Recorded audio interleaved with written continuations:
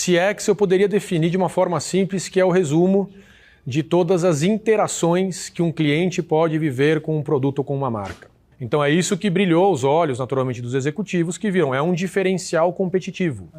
Né? Isso pode me ajudar a fazer com que eu tenha mais sucesso no meu negócio, né? E ganhe vantagem em relação ao meu concorrente. Oi pessoal, tudo bem? Mais um episódio aqui do Video Talks e o assunto hoje é CX, ou Customer Experience, ou experiência do cliente.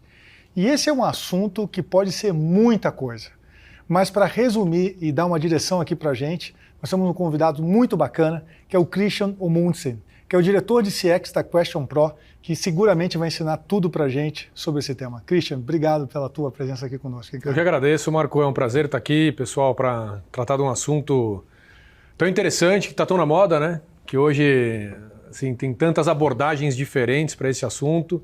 É super legal poder aí também temos aí um conhecimento, uma amizade antiga, né? Verdade. Poder compartilhar aí também informações legais aí para todos. Valeu, Christian, show. Começa então se apresentando um pouco, cara, um pouco da tua trajetória. Eu sei que CX já faz parte da tua vida já há muitos anos, né? Então eu queria que você começasse um pouco se apresentando rapidamente e aí já em seguida explicar pra gente o que é de fato CX. Não, maravilha. A segunda pergunta é mais difícil. Eu atuo na área de CX há mais ou menos 15 anos. Hoje eu estou como diretor de CX na Question Pro, que é uma empresa de tecnologia, de voz do cliente. E, bom, CX eu poderia definir de uma forma simples, que é o resumo de todas as interações que um cliente pode viver com um produto ou com uma marca. Tá? Então, realmente é algo muito mais amplo do que hoje muitas pessoas entendem. Na verdade, hoje, muitos dizem que estão em CX, mas às vezes estão trabalhando num dos pilares de CX. Então, a pessoa hoje trabalha talvez com atendimento, com Customer Success, com Customer Service, e ela chama aquilo de CX. Na minha definição, a experiência do cliente, faltou um termo que você não falou, é CX. CX. Que também usam CX hoje em dia. Ah, é? CX também é algo que vai realmente do primeiro momento que o cliente tem uma interação com uma marca, com um produto, até o final desse ciclo de vida que ele tem, ou então constantemente quando ele está vivendo as relações que ele vive com aquele produto, todo o ciclo de vida. Perfeito. Assim que eu resumiria. Então o CX ele está presente basicamente em toda a organização. Ele está presente dentro de uma experiência no atendimento telefônico, num chat, na loja, no saque, ou seja, o CX... É transversal. É um processo ou é uma cultura, na realidade? Eu acho que o CX ele vem das duas coisas. Tá? Na verdade, você precisa ter a cultura dentro da empresa, naturalmente incorporada e transversal por todos os níveis, para que você possa criar os processos direcionados para gerar uma melhor experiência para os clientes. Tá? Até para dar um dado interessante, se a gente for parar para pensar, às vezes um produto ele começa a experiência dele até num lugar que nem pertence àquela marca, por exemplo, no Google.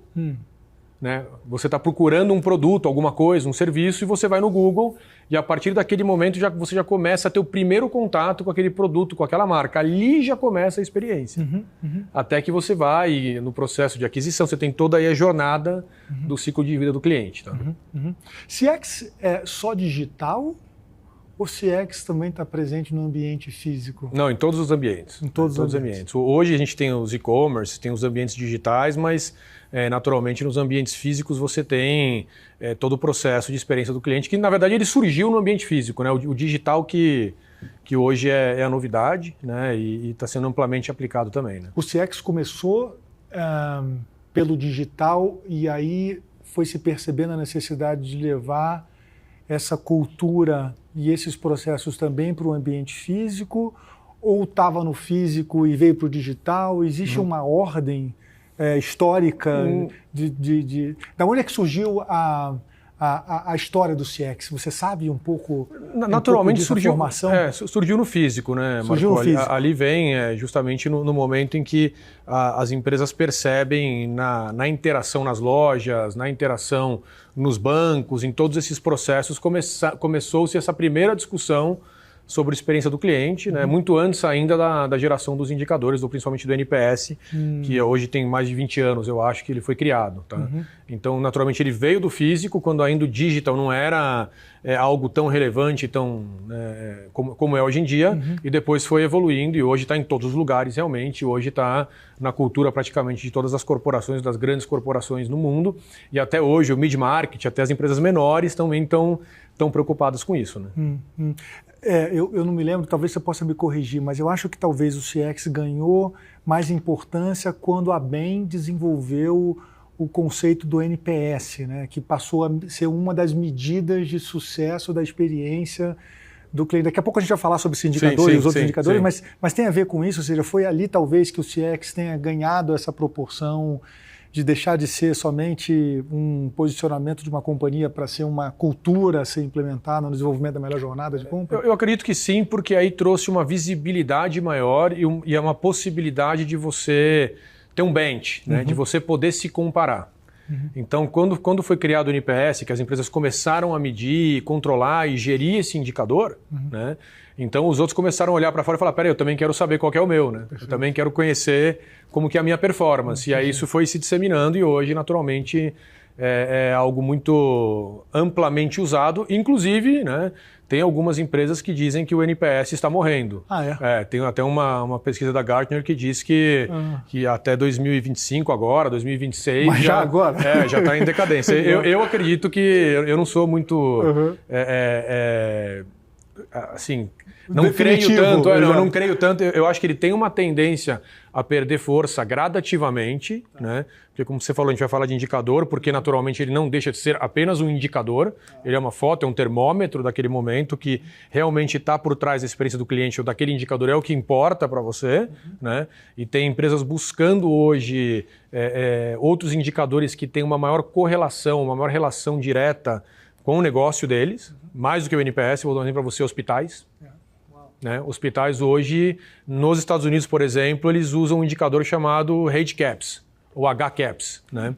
Que ele traduz de uma forma mais clara a experiência do paciente, porque ele não foca unicamente naquelas medições transacionais dos pontos de contato do paciente quando ele chega, por exemplo, no pronto-socorro, mas ele mede também, por exemplo, pontos de relacionamento com a equipe de enfermagem, comunicação do médico e outras coisas que têm uma relevância muito grande na experiência. Né?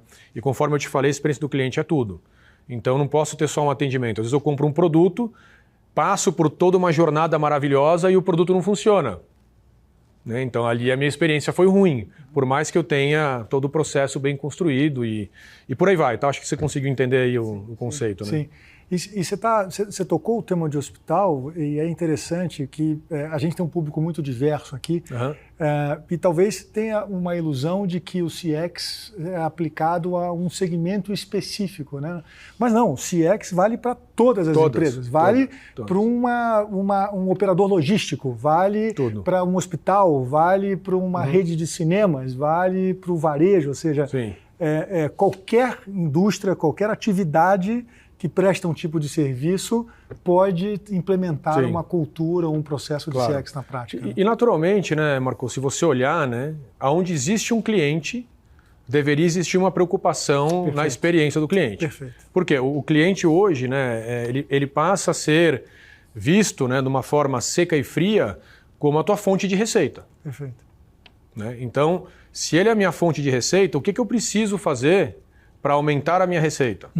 O que eu preciso fazer para que ele volte, para que ele gaste mais comigo, para que ele fale bem de mim, né? Ou para dar uma entrega para ele de uma forma que eu entregue o que ele quer, de uma forma que eu gaste menos, uma eficiência operacional talvez. Né? Como que você consegue tudo isso? Através da experiência do cliente. Então é isso que brilhou os olhos naturalmente dos executivos que viram, é um diferencial competitivo. Né? Isso pode me ajudar a fazer com que eu tenha mais sucesso no meu negócio, né? E ganhe vantagem em relação ao meu concorrente. Por isso que ele é aplicável para tudo. Só que hoje existem inúmeros diferentes níveis de maturidade no negócio. Sim. E aí eu queria fazer uma pergunta em função disso. Quais são os maiores desafios que você tem visto ao longo dos anos que as empresas enfrentam para tirar o CX do papel e isso ser uma realidade prática dentro das companhias? Eu diria que tem a ver com governança. Governança. Eu diria que duas coisas, né? Governança e você ser centrado em métrica. Né? Então, por que governança? Porque, conforme a gente falou logo no começo, quando você fala de CX e você quer realmente fazer uma melhor entrega da experiência, você tem que mexer praticamente em todos os departamentos de uma empresa. Vamos falar aqui que você quer mudar um processo de cobrança e pagamento, que muitos clientes estão reclamando daquele processo. Você tem muitos clientes insatisfeitos, muitos clientes te abandonando por isso. Para eu mudar o meu processo de cobrança e pagamento, eu tenho que envolver comercial, eu tenho que envolver financeiro, eu tenho que envolver tecnologia de informação, né? Eu tenho que mexer com muita gente. Então, se você não tem um modelo de governança bem estruturado, se você não tem o patrocínio do C-Level, né, da empresa, com esse objetivo de entregar uma melhor experiência, você não consegue andar. Tá? Você tem ideias, você traz dados, você traz resultados, né? E vamos fazer, peraí, quando você vai mexer ali no TI, o cara fala, não, mas peraí, isso aqui vai me custar tanto, cadê o budget para eu mexer aqui nessa minha estrutura que vai custar 100 milhões de reais? Não vou mexer. Fala com não sei quem, aí você não consegue realmente avançar, você não tira do papel. E o outro ponto é que as pessoas, às vezes, ou as empresas, né, elas começam a medir CX e elas ficam centradas na métrica. Né? E a métrica, normalmente, hoje é uma métrica de topo, muitas vezes, no bônus da maioria dos executivos da empresa. Hoje o NPS pertence à métrica à meta de topo de muitas empresas. Né? Então o cara tem que alcançar um nível de NPS ou do indicador que eles usarem para ele corresponder ao percentual do bônus que ele vai ganhar. O que é o NPS? O NPS tá bom, é o Net Promoter Score, né? É uma pergunta que é feita logo após, ou algum tempo após o cliente ver uma experiência, que você pergunta o quanto ele recomendaria aquela experiência, aquele produto, aquele serviço para um amigo ou familiar. Aí ele vai dar uma nota de 0 a 10. Né? Quem der uma nota 9 e 10 é considerado um promotor da marca. Perfeito. Quem der uma nota de 0 a 6 é considerado um detrator. Okay. E quem der uma nota 7 e 8 é considerado neutro. Okay. Como é que você calcula a métrica? É simples. Basicamente, promotores menos detratores. Ou seja, quem tirou nota 8 e 9, isso. Menos quem tirou nota de 0 a 6. Quem tirou nota 9 e 10... 9 e 10, desculpa. Menos quem tirou nota de 0 a 6. 0 a 6, perfeito. Por isso que ele é um indicador que varia de menos 100 perfeito. A mais 100. Ele pode ser negativo. Se você tem, por exemplo, uma quantidade enorme de detratores e poucos promotores, você vai ter um NPS negativo. Né? E é muito interessante porque às vezes também você tem NPS que podem ser iguais em número, mas a dispersão dos números é diferente. Entendeu? Você pode ter um NPS 0 que é 50 e 50, ou você pode ter um NPS que é 30, só que essa dispersão de promotores e detratores pode variar bastante. Então a parte analítica também hoje do número é super importante e tem muita gente hoje que é de Data Analytics, que está na área de CX por causa disso. Tá. E aí você estava voltando, agora que a gente explicou o NPS, uma das questões que você disse que eram os desafios, a primeira foi a governança, e o segundo é as pessoas ficarem centradas apenas nesse número. Exatamente. Como se ele fosse responder Exato. os problemas da companhia só porque, na realidade, estão dentro das métricas de bônus dos executivos. Isso. Então, todo mundo vai atrás e perseguindo o número, você gera inúmeros dados, inúmeros insights sobre aquele resultado, mas você nunca pensa realmente no processo mais importante, que é você transformar as causas raiz. Perfeito. Tá? Então, é você ir na origem do problema e transformar a causa raiz. Né? Então, é um processo de maturidade, onde você começa a escutar a voz do cliente, né? Você vai entendendo o que o cliente pensa de você, logo você vai quebrando isso por diferentes momentos da viagem do cliente no teu relacionamento, logo você vai entendendo e tratando os clientes que estão com notas ruins, você vai dando um remédio, isso é normalmente chamado de fechamento de ciclo. Tá? Então o cliente está lá, está insatisfeito, reclamou, enfim, você entra em contato com ele para tentar tratar ele, para você não perder ele. Né? Mas o que você tem que pensar também é que no momento você tem que fazer, além do remédio, a vacina. Né? Não adianta só você ficar tratando a doença sem pensar que eu preciso resolver a doença na raiz. Tá? E aí que é onde entra realmente a parte de service design, de transformação e essas coisas. Perfeito. Deixa eu traduzir em miúdos, então, para ver se eu entendi direito. Mais ou menos assim, o cara deu uma nota que que ele se apresentou como um detrator. Isso. Não é só simplesmente pegar aquela nota, mas sim, nesse caso em específico, ter um processo e uma cultura e uma ferramenta que você possa acessar esse indivíduo para transformar aquele indivíduo, aquele cliente, num potencial promotor, naquela própria experiência ou numa próxima que seja. E mais do que isso, né, quando você acumula, eventualmente, naquele processo específico, uma quantidade enorme de detratores, você fala, deixa eu voltar atrás, rever aquilo que eu estou fazendo como jornada, redesenhar o meu serviço para ver se a gente consegue, porque não é uma questão pontual específica, provavelmente algum rearranjo que é necessário fazer naquela experiência. É uma coisa crônica que você vai mapear e vai entender que existe um problema crônico na tua entrega. Porque, pensa comigo, Marco, pensa num serviço ou num produto que você usa com frequência, não precisa falar o nome da marca. Tá legal. Pensa quando eu pergunto para você desse produto, né? De 0 a 10, quanto você recomendaria ele para um amigo ou familiar? O que você está fazendo nesse instante? Você está indo na sua memória, né? E você está lembrando todas as interações que você viveu. Do momento em que eu pensei em comprar, do momento que eu comprei, do momento que eu usei. E cada momento desse vai compondo na sua memória uma nota. Sem dúvida. Entendeu? Então você tem os momentos da verdade, que tem um impacto grande, e todos esses momentos ou transações são o que vão compor o teu NPS. A nota que você vai dar.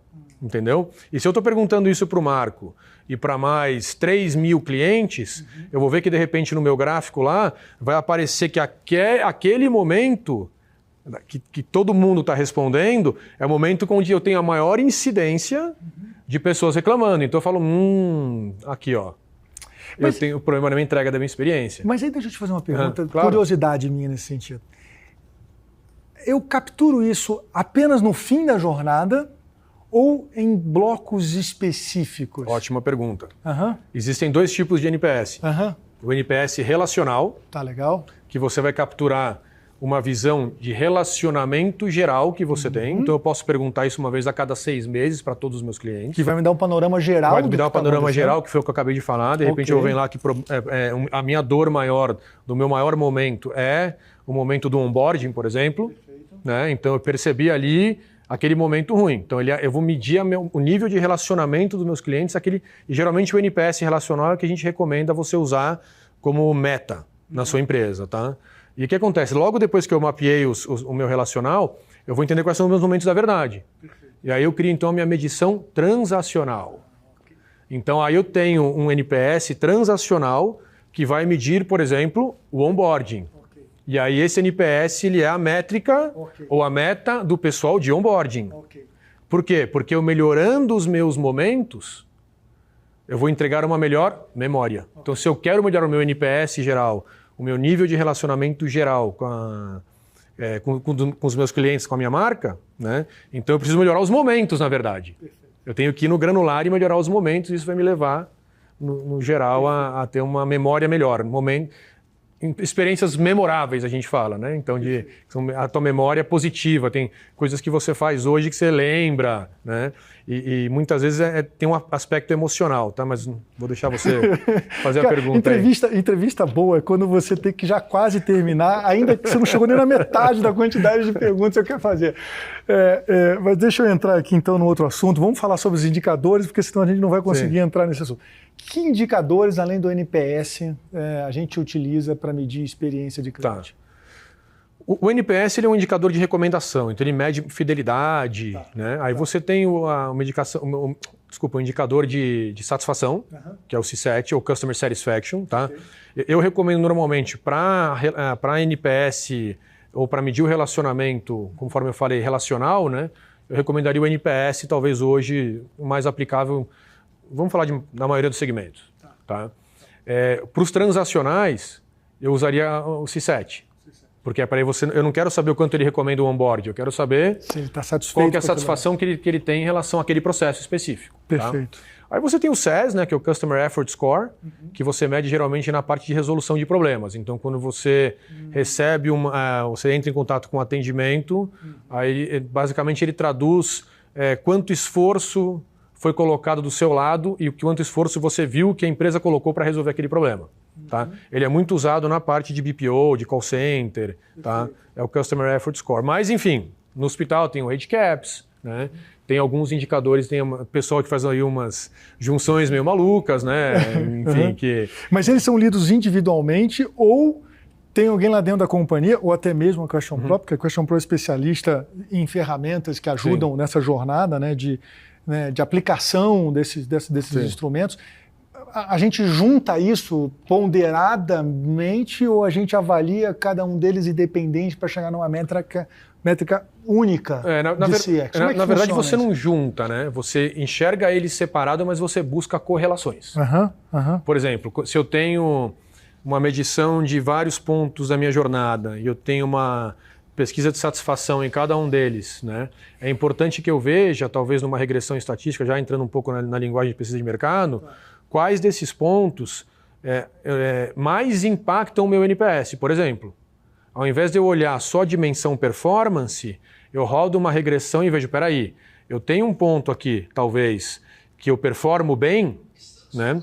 Mas se eu melhorar ele em 10%, eu consigo, mesmo que eu performe bem, se eu levar ele de 70 para 80, eu jogo meu NPS 30 pontos para cima.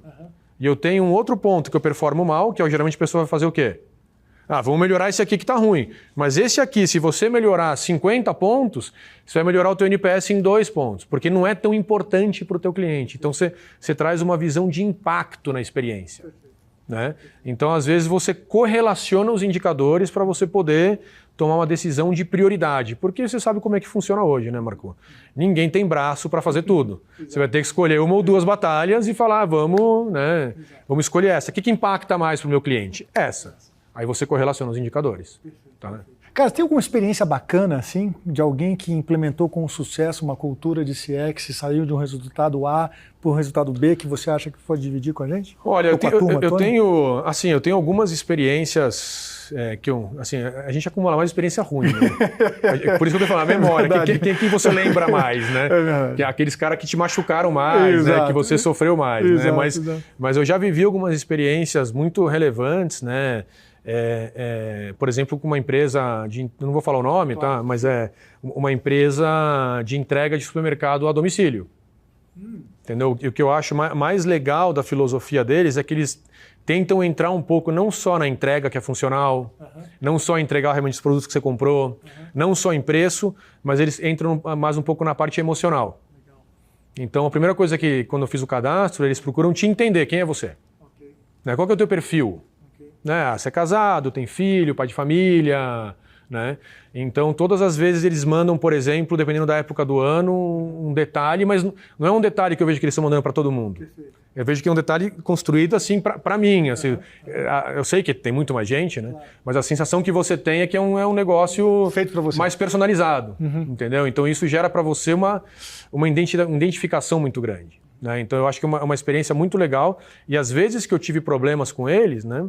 Realmente a forma como eles resolveram o problema, a velocidade, o processo e como eles te recompensaram para transformar aquele momento ruim num momento melhor, também foi bastante relevante. Tá? Sempre levando um pouco desse tema da emoção, que eu acho que é isso que falta muito hoje nas empresas. Né? E é um fator muito difícil de você medir. Eu sinto que hoje as empresas estão se esforçando porque sabem que tem muito a ganhar entregando uma melhor experiência, mas você conseguir entender que do lado de lá tem um ser humano, né? E não entregar para ele, por exemplo, um chatbot que termine em lugar nenhum, né? Dar a opção para ele em algum momento que se você não resolver o problema dele, vai entrar um humano na jogada, né? Pensar também nas gerações anteriores que talvez não conseguem interagir com o chatbot, né? Então você começa a entrar numa visão realmente de emoção, de relacionamento. Tá? Então acho que é isso que eu poderia contribuir. Muito bacana. E adicionando a isso aqui na nossa experiência na VID, né? Você sabe, a gente mede experiência no cliente o tempo todo. E, de fato, as empresas que estão mais preocupadas com essa jornada de experiência são aquelas que evoluem nos indicadores que a gente mede dentro dos nossos programas, em comparativo com aquelas que apenas, enfim, veem os resultados estáveis, e essas provavelmente estão mais dentro de uma pontuação de um bônus sem um objetivo maior de melhorar, né, de colocar o shopper no centro das decisões de negócio, Sim. do que as outras que estão vendo de fato os resultados evoluindo. Sim. Concordo contigo nesse contexto. Minha última pergunta, futuro do CX, para onde que isso está indo? Olha, não tem como falar disso sem falar de inteligência artificial, né? Eu até falei outro dia que eu não queria mais em nenhum webinar que falasse de inteligência artificial, porque só falam disso, né? Mas eu acho que naturalmente vai ser um habilitador muito relevante, porque vai ajudar muito na execução dos processos, tá? Eu acho que naturalmente, ainda que hoje seja muito explorado o tema, tem muito ainda a evoluir, principalmente no Brasil, tá? Então, eu acho que o que vai jogar um papel relevante aí no negócio de CX é realmente a inteligência artificial. Tá? Eu acho que essa conscientização, principalmente do C-Level, sobre a importância... Porque tem empresas hoje ainda que não tem. Assim, é surpreendente. Não tem esse foco, não tem uma área de Customer Experience, né? Como você tem outras hoje que tem até um CXO. Uau. Né? O cara tem um cara C-level só para isso. Só para isso. E tem empresas grandes, inclusive, que não tem ninguém. Que tem alguém lá que tem, por exemplo, o chapéu de marketing SX. Né?